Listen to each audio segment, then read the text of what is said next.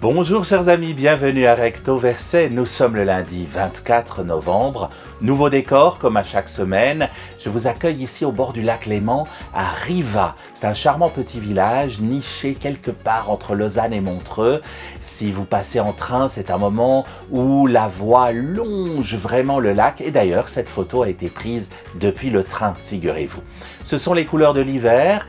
Il fait froid au bord du lac Léman et je vous accueille avec un peu de chaleur humaine, celle des versets de la Bible, celle que j'essaye de vous donner chaque jour. Alors en cette semaine, 34e semaine et dernière semaine du temps ordinaire, nous lisons quelques textes qui nous parlent de la fin des temps, et notamment dans l'Évangile nous est proposé le chapitre 21 de Luc toute cette semaine.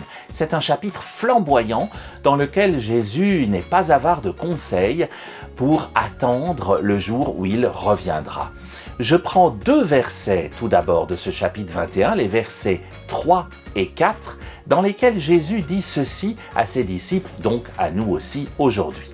« En vérité, je vous le dis, cette pauvre veuve a mis plus que tous les autres, car ceux-là, pour faire leur offrande, ont pris sur leur superflu. Mais elle a pris sur son indigence, elle a mis tout ce qu'elle avait pour vivre. » La petite veuve qui met ses 2 piécettes, qui met tout ce qu'elle avait pour vivre, Jésus la donne en exemple. Alors, il ne s'agit pas de vider votre compte en banque pour donner tout ce que vous avez aujourd'hui, non.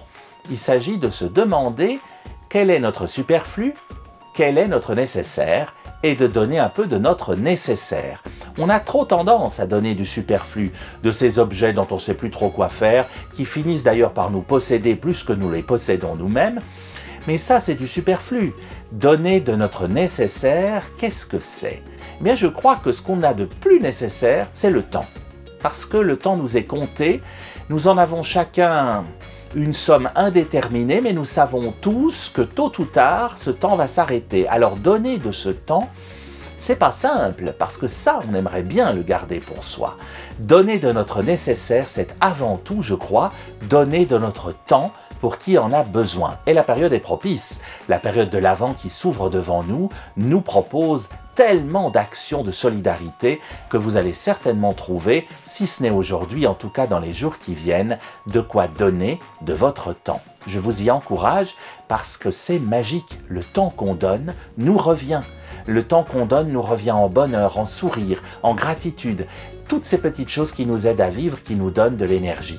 Donnez de votre temps, vous verrez, la journée n'en sera que plus merveilleuse. Faites ainsi et retrouvons-nous demain, même écran, même lac, même Bible. D'ici là, soyez bénis.